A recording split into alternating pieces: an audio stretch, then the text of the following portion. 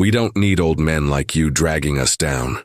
That's what she said, flipping her hair like it was just another Monday, like firing me was a formality, an item to check off her to-do list between a marketing call and whatever overpriced. Lunch she had scheduled downtown. My name's Stanley Rowe. I'm 59 years old. And until about 5 minutes ago, I was the operations manager at Harper Machinery in Indianapolis. 18 years. Not a guy who gave speeches or shouted in meetings, just the one who kept the gears turning, literally and figuratively. We manufactured industrial equipment used in over half the factories across the Midwest, and every piece that left our floor had my fingerprints on it in some way. Not because I needed the credit, because I gave a damn. I didn't argue when she said it, didn't flinch or ask her to reconsider. I just nodded once, stood up, and left her office. Her perfume, something citrusy and expensive, clung to the air behind me. The younger staff looked down when I passed. Some of them had been teenagers when I hired them. They'd learned on my floor, under my watch. I trained them to be careful, thorough, proud of their work. Now they stared at their shoes or their screens while I carried 18 years of my life in a cardboard box. No one said a word. I didn't expect a parade, but silence. That stung more than I care to admit. I made my way to the parking lot slow and steady, no rush, no drama. The late morning sun was out, shining off the hood of my old Tacoma, like it hadn't just watched my career get yanked out from under me. When I opened the passenger door to slide the box in, I paused. Through the windshield, I could still see the production floor, my floor, machines I'd calibrated by hand, safety protocols I'd helped implement, a layout I'd redesigned to improve flow by 14%, which Vanessa once called cute but inefficient. She didn't know how that floor worked. She didn't want to. Vanessa Harper had been back from Miami for maybe 16 months, 2 years of business school, a few internships that probably involved more yacht parties than spreadsheets, and suddenly she was in charge of a $30 million company her father had built from a single lathe in his garage. Charles Harper was the real deal, tough but fair, one of those rare bosses who respected sweat more than talk. I met him when I was 41, fresh off a layoff from an auto plant that was bleeding jobs faster than we could bolt on new fenders. I still remember the interview. "Like it happened last week. You ever manage a plant before?" he asked. "No, sir," I said. "But I've run machines since I was 16. I know steel like I know my own hands." He looked me dead in the eye. "Credentials don't build machines. Men with sense and skill do." That was Charles. He gave me a shot when nobody else would. Within 2 years, I was running operations. I didn't climb the ladder, I welded it together from scratch. Now here I was. Box in the truck, career in a garbage bag, and not a thank you in sight. Vanessa didn't ask for a transition plan, didn't want my files or my notes, just told me I was done and to clear out by noon. Said the company needed modernization and leaner leadership. Code for out with the people who actually know what they're doing. I sat behind the wheel but didn't start the engine. Just let my hands rest on the steering wheel while I watched 2 floor techs try to unjam. A feeder I could have cleared in under a minute.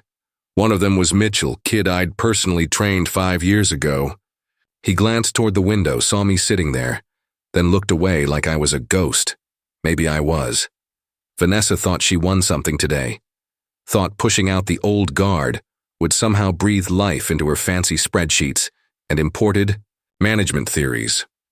But what she didn't know, what she didn't even bother to check, was that I didn't leave empty-handed. She might have handed me a box, but I was carrying something she couldn't see, and it was going to cost her more than she could imagine. Because I wasn't just fired, I was fired without cause, and that was going to trigger something she definitely hadn't read in the paperwork. I turned the key in the ignition, backed out slow, and drove home without looking back. But in my head, one thought kept circling like a hawk above the field. She doesn't even know what she's just done. I got home just before noon, didn't go straight inside. I sat in the truck for a bit, letting the hum of the engine die down, staring at the driveway I'd patched myself 2 summers ago. There was a crack forming again, small but growing. Funny how things fall apart in slow motion. The house was too quiet, always was, since Linda passed. 4 years now. You'd think I'd be used to it, but you never really get used to silence, when it used to be filled with a voice you knew better than your own. I set the box on the dining table. Coffee mug, family photos, a couple of shop manuals, the framed photo of the first production run I oversaw at Harper. 17 machines, not one defect. Then I walked to the file cabinet in the hallway. Bottom drawer. Pulled out the envelope. I hadn't touched in over a decade. My employment contract. Most people never read theirs. I did.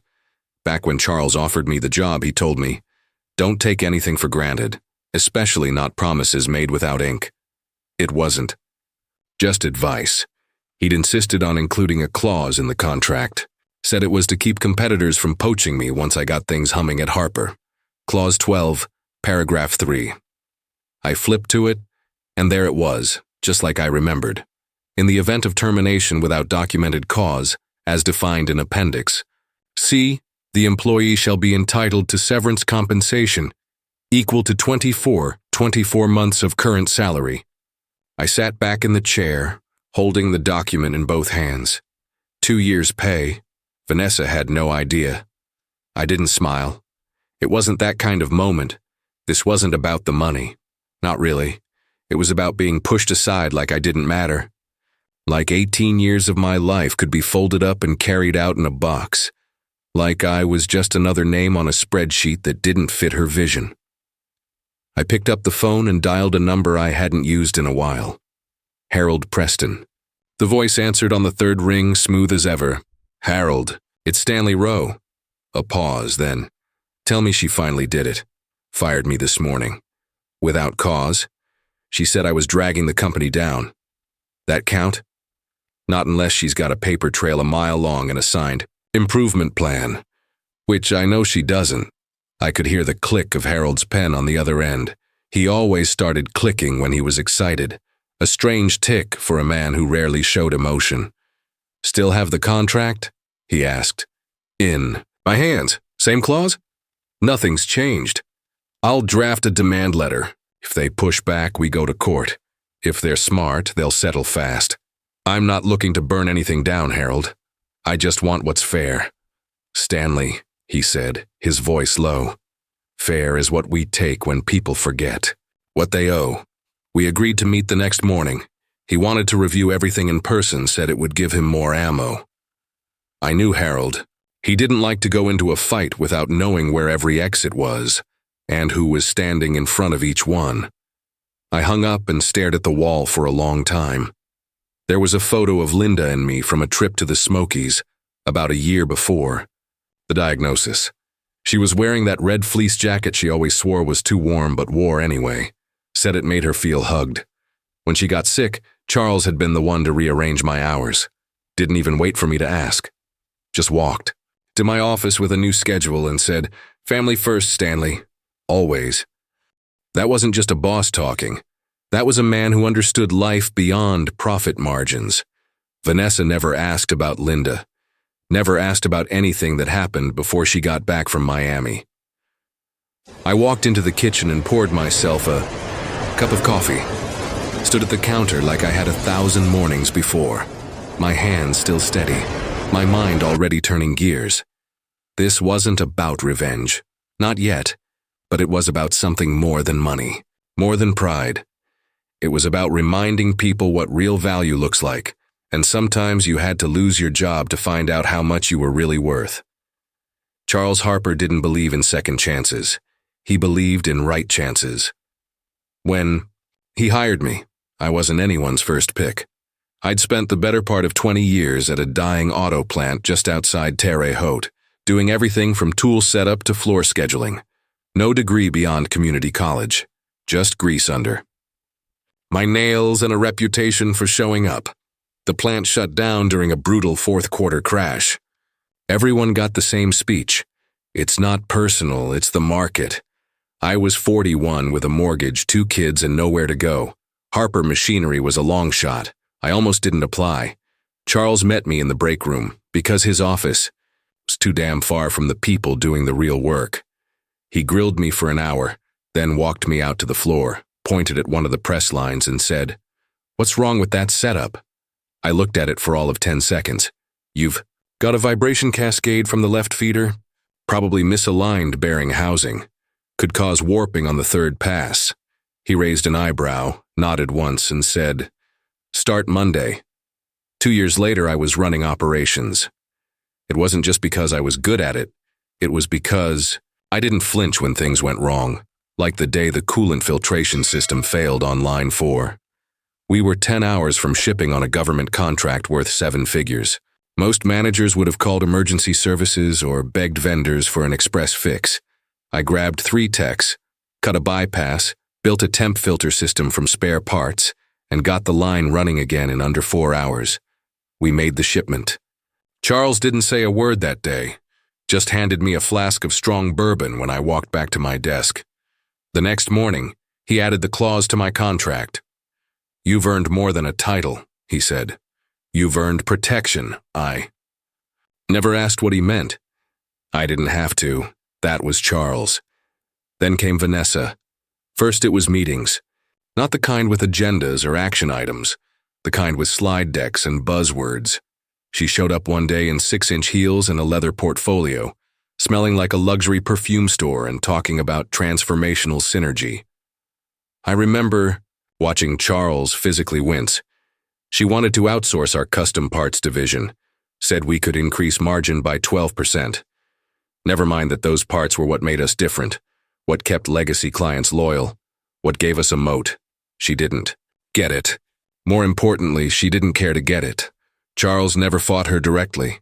He'd sit in meetings with a polite smile, then quietly reverse her decisions afterward. I asked him once why he didn't push harder. "She needs to learn," he said, leaning against my doorframe. "Some lessons can't come from books." I could tell he didn't believe his own words. He was getting tired.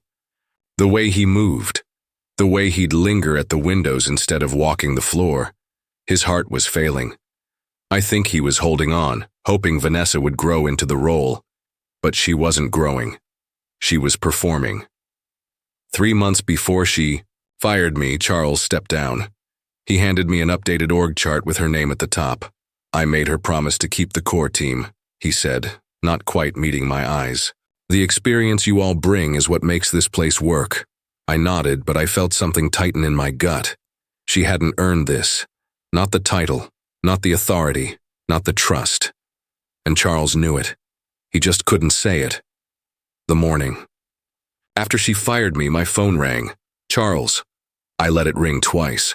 Thought about ignoring it, but 18 years of respect doesn't vanish overnight. "Stanley," he said.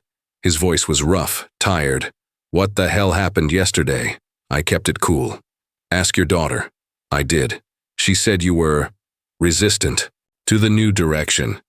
Said you were undermining her authority with the floor team." I didn't respond. Let the silence stretch. He knew me. Knew I didn't play politics or talk behind backs. I either did the job or I didn't show up. "You're going to file, aren't you?" he asked. "Already have. Harold Preston's handling it." Charles exhaled hard. I told her to check the contracts. Told her there were protections in place. She said she cleaned house. You, Thomas, Jennifer, anyone over 50. My jaw tightened. Thomas had been our head of engineering for 12 years. Jennifer ran quality control like it was her life's work. She once caught a 0.03 millimeter misalignment in a test batch before it hit production. Irreplaceable people. Gone. I didn't say much, just asked him one question. "Is that the direction you wanted, Charles? Gutting the company you built for the sake of a new direction?" His silence said everything. Before we hung up, he said, "She's in charge now." I stared at the phone after the call ended. There's a difference between resisting change and refusing to let good work be buried by bad leadership. She thought I was stuck in the past. She didn't realize I built the future she was trying to fake. I started making calls that afternoon. Thomas answered on the second ring. I could hear kids in the background, his grandkids probably. He sounded tired, like someone who'd been waking up too early and sleeping too little. "Stanley," he said. "You too?" "Yeah, this morning," he sighed. "She cut me loose last week, no notice, said my division was being consolidated, told me I could apply for a senior advisor role, part-time, no benefits. She mentioned your contract?" "Nope. Didn't even pretend to look at it." I gave him Harold's number and told him to find the original paperwork if he still had it. He said he'd look that night. "You holding up okay?" I asked. Thomas hesitated. "Not really. I keep trying to explain to my wife that it's just a job, but it's not just a job." "Yeah." Next was Jennifer. She picked up, immediately, like she'd been waiting for someone to call. "She did it to you too?" she asked before I could even say hello. "Today." "You?" "Tuesday." They escorted me out, like I was stealing office supplies. No thank you, no handshake. Just a manila folder and 2 security guys who looked embarrassed. Jennifer had worked in that lab longer than Vanessa had been out of high school. She knew the machines like a surgeon knows anatomy. We used to joke she could sniff out a faulty pressure valve before the sensors picked it up. "I couldn't even say goodbye to my team," she said quietly. "They wouldn't let me back on the floor." I told her about the clause, about Harold, about what I was doing. Her voice steadied when she heard his name. He handled my brother's company dispute. Got him triple what they offered. I'll call him tonight. By dinner, I'd spoken with 3 others: quality control, parts procurement, and a machinist. Foremen, all over 50. All gone or restructured. Each of them sounded the same, confused, hurt, unsure whether to be angry or just ashamed. Like they'd been erased from something they helped build. After I hung up the last call, I grabbed my coat and drove to the cemetery. Linda's headstone was simple. Just her name, the dates, and the quote she'd picked herself. "Do good work. Be good people." That was her in a sentence. I sat on the little stone bench beside her grave, hands in my lap. The sky was cloudy, the wind cool but not cold. I talked out loud like I always did. "She fired me today," I said. "Vanessa. No warning. Said I was holding them back." The wind stirred, rustling the dried leaves by the path. I didn't argue. Just nodded and walked out. "You'd have been proud of that part," I smiled faintly. "I'm not mad. I'm disappointed. Not just in her. In how fast people looked away. Kids I trained. People I fought for during cutbacks. Couldn't even make eye contact. A crow landed in a nearby tree and watched me, unblinking. I'm not gonna lash out. I've got options. I'm not done building. Not yet. I stood slowly, touched the top of the stone like I always did, and whispered, "Miss you." On the drive home, my phone buzzed in the passenger seat. It was a text from Jennifer. "You were right. Just found out she's selling off the custom work equipment. The high-end gear Charles invested in last year. Already listed with 2 auctions." I pulled into the driveway and sat there for a second. That equipment wasn't just expensive, it was irreplaceable. Precision machining rigs, imported calibration arms, stuff we needed for the next generation of hydraulic systems. Charles bought it to expand our specialty line. He called it future-proofing. Vanessa didn't see the future in it. She saw dollar signs. She was stripping the company for parts. And the people who built it, she was discarding us like junk. Inventory. I sat in that truck, engine off, phone still lit up in my hand, and knew one thing for sure. This wasn't just about contracts anymore. It was about legacy. And whether she knew it or not, Vanessa had just declared war on it. Douglas Clean's office didn't look like much. Cinder block walls, steel-framed windows, a chipped wooden desk. But the shelves were packed with prototype components, old machine schematics, and coffee mugs from nearly every supplier in the Midwest. It was the kind of space built for people who worked more than they talked. "About damn time you called," he said, standing up and shaking my hand. "I wasn't ready before," I told him. He nodded. "I figured, but you're ready now." "I am." Douglas was barrel-chested, with a full white beard and the kind of grip that could pop your knuckles. He'd owned precision parts for 26 years. We'd crossed paths a few times over the years, industry expos, supplier summits. He'd tried to poach me more than once. This isn't about revenge, I said, sitting across from him. It's about doing work that matters, not just patching someone else's mess. Douglas leaned back in his chair, hands folded. That's what I want too. I'm retiring in 2, maybe 3 years. I don't need someone to babysit what I've built. I need someone to expand it, something high margin, specialized, something Harper never had the stomach for. Hydraulics, I said. Custom components, low volume, high precision, that's the future. He smiled. You already thinking about it? I've been thinking about it for 5 years. I pulled out a worn notebook and laid it on his desk. Inside were sketches, notes, vendor contacts, and cost estimates, designs for modular valve systems and pressure regulators, ideas Vanessa once dismissed as niche distractions. Douglas flipped through the pages like he was holding treasure map. You built all this on your own time? Couldn't help it. He closed the notebook and looked at me with a new kind of weight behind his eyes. I want you to head the new division, he said. Blank slate. I'll bankroll it, but you lead it. Set the tone, hire your people, build it the right way. From scratch, I nodded slowly. There's one condition. Name it. I don't do this alone. I'm bringing people with me. From Harper? From the Purge, I said. The ones Vanessa tossed. People who actually know what they're doing. Douglas didn't even blink. Good, I don't want yes men, I want professionals. That night I made 5 calls. Thomas was first. He sounded surprised. Already? He asked. I told you I'm not done building. He didn't even hesitate. You need an engineer? I need the engineer. I'm in.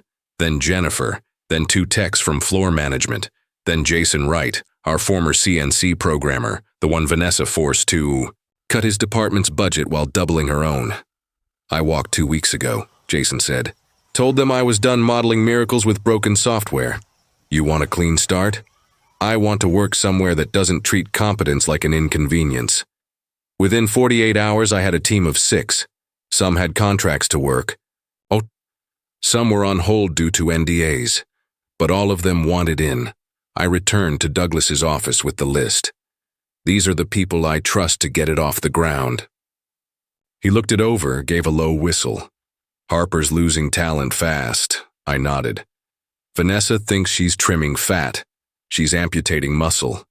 He slapped the table lightly. We need a name. I already had one. Cornerstone Precision, I said. He raised an eyebrow. You build anything worth keeping, I told him. You start from the corners. Strong, square, solid. If your foundation's crooked, everything that follows will be worse. Douglas leaned back, grinning. I like it, it says what it is. He pulled out a legal pad and started sketching a logo. I stood by the window looking out over the empty warehouse next door, the one he planned to convert for the new division. You think Harper will come after us? He asked casually. Not if we're smart. We don't steal. We don't poach. We build. But if they come, I paused, they'll have to fight a team they chose to throw away. Douglas grinned. You know, he said, I've always liked quiet men who move like bulldozers. I didn't answer. Didn't need to. We had a name, we had a plan, and for the first time in weeks I felt something settle in my chest that wasn't anger or regret. It was purpose. 3 days after Vanessa fired me, I walked into a sleek downtown conference room with Harold Preston at my side. The place reeked of artificial lemon and high-stakes overcompensation. Tall windows, glass walls, a fancy carafe of untouched cucumber water in the corner. Corporate theater. Vanessa sat at the far end of the table, arms folded. Beside her was a young attorney, early 30s, tight haircut, sharp suit, and the unmistakable tension of someone who knew he was walking into a mess. Harold didn't sit right away. He calmly unbuckled his worn leather briefcase and pulled out a single folder, placing it on the table like it was loaded. Let's get to it, Vanessa said. This is ridiculous, we're modernizing. Stanley refused to evolve with the company's direction. That's not cause, Harold said, not even looking up yet. Vanessa gave a tight smile. Change resistance is toxic in today's business. Landscape. Harold opened the folder and pulled out my contract. He flipped to a page he'd already flagged with a bright yellow tab. Clause 12, paragraph 3, he said. Termination without documented cause, as defined in Appendix C, entitles, my client to 2 years severance. Based on his current salary, that's approximately $320,000. The young attorney, Justin, I think his name was, adjusted his collar and leaned forward. Let's be reasonable. We're being precise, Harold interrupted. Justin cleared his throat and started flipping through a very thin manila folder. Vanessa jumped in. He was undermining my authority. He made sarcastic remarks, resisted my initiatives. Harold held up a hand. Did you document any of that? Written warnings? Performance evaluations? Improvement plans? Justin looked increasingly uncomfortable. Vanessa didn't answer.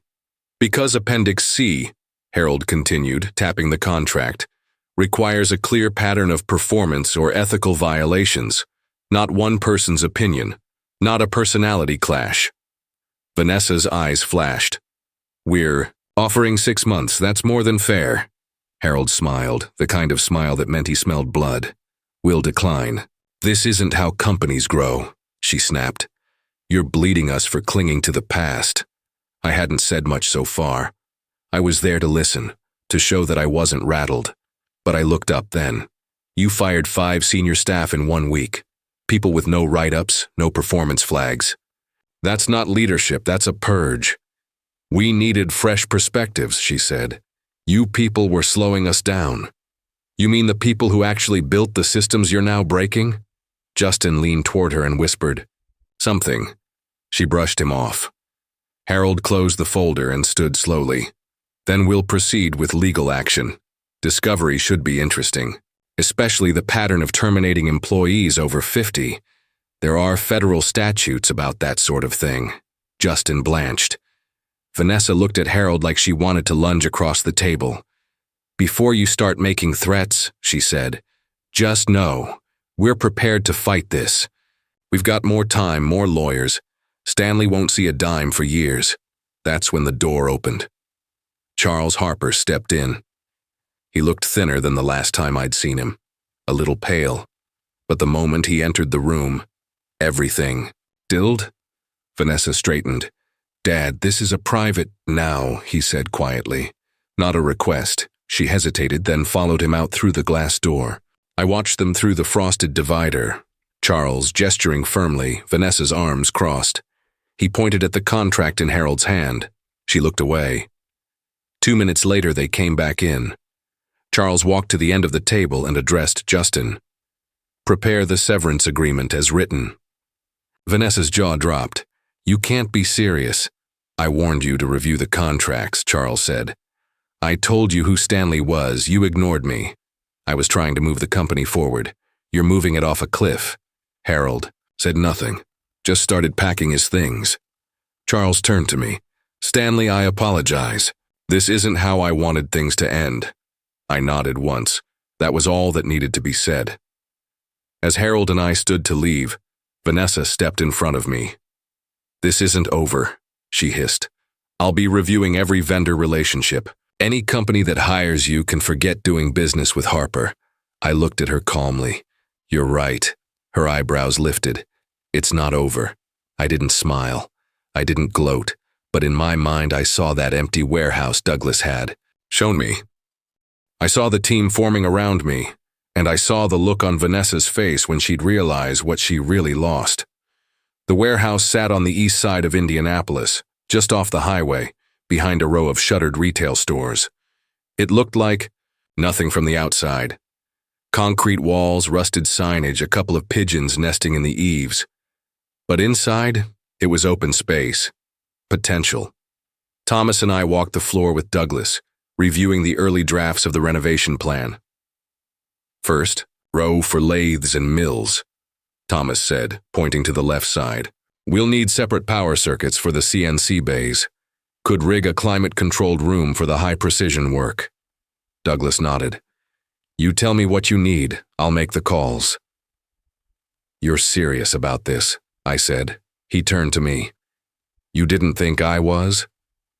I thought maybe it was just a retirement project. Douglas laughed. My retirement plan is to build something that'll outlive both of us. He wasn't bluffing. The day after the legal meeting, he wired startup capital into a separate account. No red tape, no investor pressure, just trust. You find your people, he asked. Most of them. Jason Wright was the last piece. We met at a diner off Route 36. He looked tired, like someone who'd been running with one leg tied up. His eyes lit up when I mentioned Cornerstone. You serious? He asked. You're actually starting something? I nodded. We've got space, money, leadership. We just need people who know how to do the work. Jason looked down at his coffee. Vanessa cut my department budget by 30%. We were holding machines together with duct tape and prayers. She doubled her salary last month, I said. He exhaled sharply. Of course she did. We won't offer yacht perks, I said. But we'll pay fairly. You'll have authority to build systems that make sense, no interference. He nodded slowly. I'm in. Later that week, Jennifer texted me from inside Harper's lab. She was still there. Couldn't afford to. Leave yet? 3 years from retirement.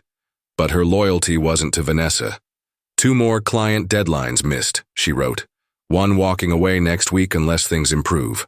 She followed it with a photo, an internal memo. Pending delays due to resource realignment. That meant we broke something and no one knows how to fix it. The floor team was scrambling. Mid-level managers were panicking. Quality control was a mess. Charles had gone quiet. Vanessa was doubling down, and then she made her next move. She's liquidating the rest of the specialized equipment, Jennifer texted. The ones Charles bought last year. Those weren't just machines. They were the future. Multi-axis systems designed for small-batch, high-tolerance parts. The kind of precision work only a few shops in the region could handle. Vanessa sold them off like they were clutter. Probably got 30 cents on the dollar, Thomas said when I told him. She thinks outsourcing can fill the gap. Thomas shook his head. We can't compete with overseas labor on price. No, but we don't have to. We compete on quality, speed, relationships. He looked at me. Which Vanessa is burning through fast. Exactly. I didn't feel smug. I felt sad. Harper Machinery wasn't just a business, it was a living thing. Grown from one man's workbench to a regional cornerstone, and now his daughter was selling its organs for cash. We kept building. Cables were run. Orders placed. Jason oversaw the software rollout. Thomas refined the product specs. I spent my days drafting proposals, my nights reviewing resumes. People started reaching out to us, not just engineers, vendors, clients, even competitors who'd heard we were doing things differently. Word spreading fast, Douglas said. That wasn't the plan. No, but when you treat people right, they talk. And when you treat them wrong, they shout. By the end of the month, we had the first machines being delivered. I stood in the middle of the new shop floor and watched the rigging team lower a lathe into place. Sunlight streamed in through the high windows, catching the dust in the air. Felt real. It felt like something we chose to build, not something handed down from an org chart or a trust fund. Wasn't thinking about Vanessa. I wasn't even thinking about Harper. I was thinking about the people who'd followed me when they didn't have to, and the quiet promise I'd made at Linda's grave, to build something worth staying for. My phone buzzed just after 8 p.m. on a Thursday. I was in the office above the shop floor, reviewing the preliminary CAD files Thomas had sent over. We'd just finalized our first small batch order, 5 precision regulators for a regional aerospace supplier. Modest, but it meant we were officially in motion. When I saw the name on the screen, I didn't answer right away. Charles Harper. Let it ring twice before picking up. Charles. Stanley. His voice was rougher than before, more gravel, less command. We need to talk. I'm listening. A long pause. I know what you're doing, he said. The new company. The Harper employees you're hiring away. The contracts you're lining up. I'm not hiding it. I'm not calling to ask you to stop. That caught me off guard. I'm calling to ask for your help. I leaned back in my chair. Help? Another pause. He wasn't one for begging, and I could hear how much this cost him. Vanessa's been liquidating assets, he said. Cutting corners, laying off the wrong people. Now clients are leaving. The board's worried. You're not on the board anymore. I'm still a shareholder, he said. Still have influence, and I still know when the house is on fire. Didn't say anything. I should have listened to you, he said finally, when you warned me she wasn't ready. I looked out the window. The shop floor was lit but quiet. Tools lined up, machines resting, everything clean and organized. The way I liked it. The way Linda would have liked it. Why are you really calling, Charles? He exhaled. Because you're the only one who knows how every part of that company works. You're the only one who can see a way forward. What kind of way? There's a board meeting this weekend, he said. Private. Off-site. No minutes. No legal posturing. Just options. Options? Including leadership change. That landed heavy. I stared at the wall for a while. You're asking me to come back, I said. After everything. I'm asking you to consider what's best for the people still there. The ones who didn't get fired. The ones depending on Harper to survive. I thought of Mitchell, the tech who couldn't meet my eyes when I was packing my things. Thought of the machinists, the admin assistants, the second shift welders with kids and mortgages. I've already started something new, Charles. I know, and I respect that, but Harper's still standing for now. And if it goes down, a lot of people go down with it. He hesitated. I should have never handed her the keys, he said. Not like that. But she's my daughter. I thought she'd grow into it. I didn't need to hear his apology again. Not for me, but maybe for what came next. Bring Thomas, Charles said. Saturday night, my place. Dinner first, then the board. I'm not promising anything. Fair enough. I was about to hang up when he added, and Stanley?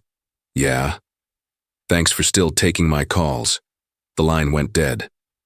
I sat there for a long time after. This wasn't the plan. I didn't build Cornerstone to spite Harper.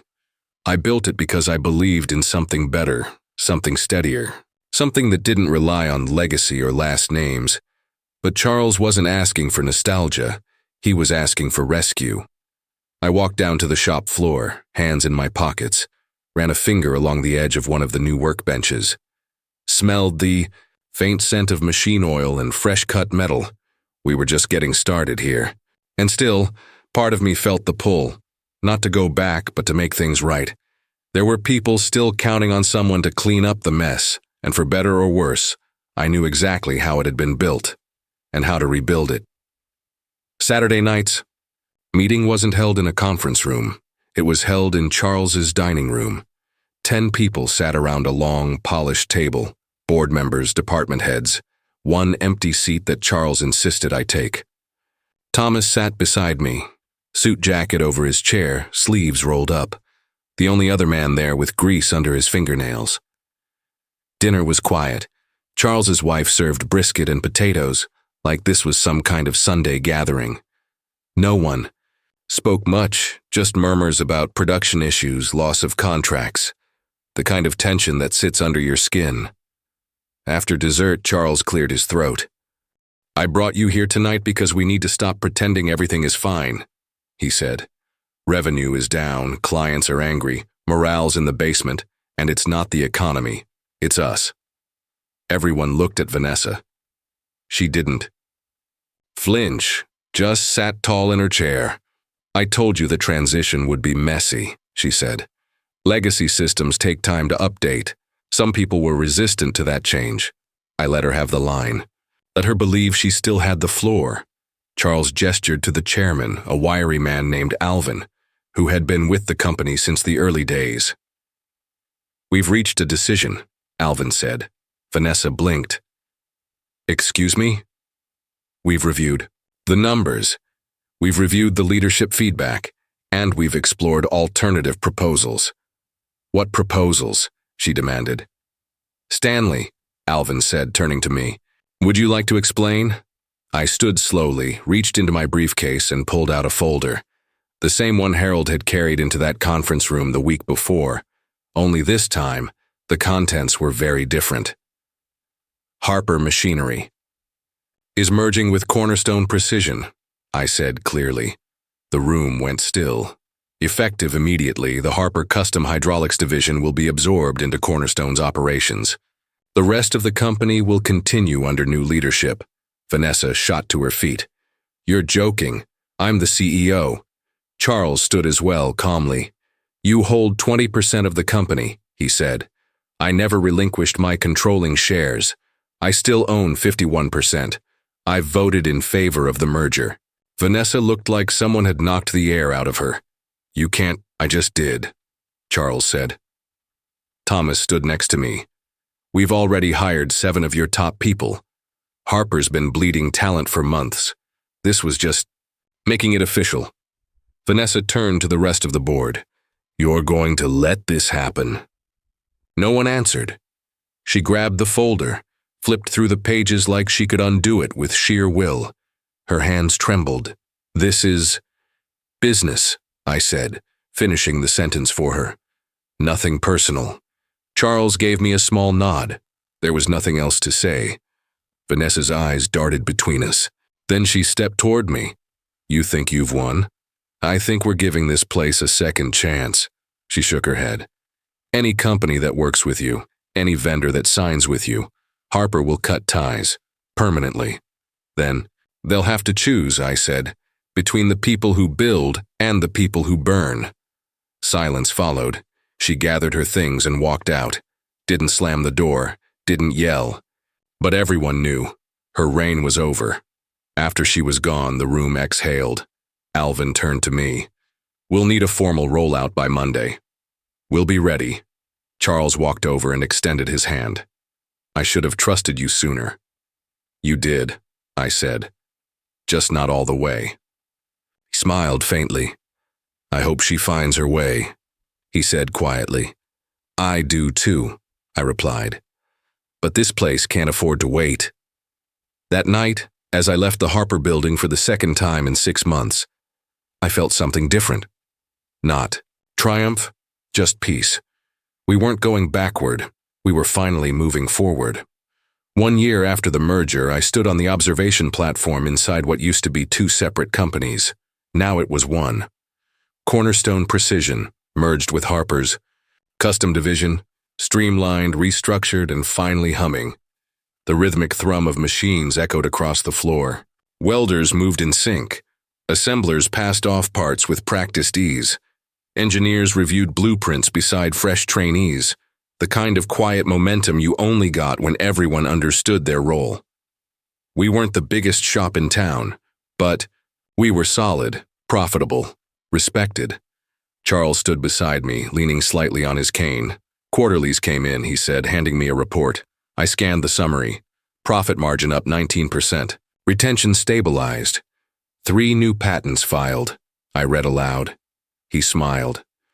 Not bad for a bunch of old men. I smirked. Turns out institutional knowledge is worth something after all. We watched Jason train 2 new programmers below, his kids in their 20s soaking up every word. Thomas was at his usual workstation, sketching a gear mod by hand before inputting it into CAD. Jennifer finally retired, still popped in once a week just to check on things. The blend of experience and innovation wasn't just working, it was thriving. You built something real here, Charles said softly. We did, he nodded, but his eyes were distant. She called again, he said after a beat. I didn't. Need to ask who? From Miami, Charles nodded. Said she's launching a consulting firm, asked if I'd invest. Are you going to? I told her to come back first. Learn the business from the ground up, the way I did, the way you did. I raised an eyebrow. How'd that go over? She hung up. I chuckled. Sounds about right. He looked at me. She called back this morning, asked if the offer still stood. That one landed different. Maybe she'll get there, I said quietly. Maybe, he replied, but it's up to her now. We stood together in silence for a while, 2 men who'd spent their lives turning steel, systems and sweat into something that actually mattered. Before he left, Charles turned to me. When I wrote that clause into your contract, I never imagined how it would turn out. Neither did I. We shook hands. No speeches, no nostalgia, just respect. That evening I drove to the cemetery. It was cooler than usual, a soft wind tugging at the collar of my jacket. I carried a small bouquet of wildflowers, Linda's favorite. She said store-bought arrangements always looked like they were trying too hard. Her headstone hadn't changed. Simple, clean, do good work. Be good people. I knelt beside it and placed the flowers down gently. We did it, I said. Took a while, took a fight, but we got there. I told her about Thomas's new division, about Jennifer finally taking that long-overdue trip to Montana, about the young machinist who reminded me of our son when he first started out. Smart, a little too cocky, but learning. I told her about Charles and even about Vanessa. I think she's starting to see it, I said. Maybe not all at once, but something's shifting. I sat back on the bench nearby and let the quiet settle around me. This place, I said, glancing toward the sky. It wasn't just about machines, it was about people, about building something that lasts. And maybe that's all I ever really wanted. Not revenge, not a paycheck. Just to know that what I did mattered, that I left things better than I found them, that I held the line when it would have been easier to walk away. I stood slowly, touched the top of her stone. See you soon, love. On the drive back, I passed the old Harper building. The signage was new, but the bones were still familiar. Workers were pulling out the last of Vanessa's efficiency upgrades, replacing them with equipment that actually worked. And in the rear lot, a new delivery truck sat parked, Cornerstone Precision across the side in clean black letters. The world hadn't changed overnight, but we had carved out something real in it, something that would last. And as I pulled into the driveway of the home we bought 26 years ago, I couldn't help but smile.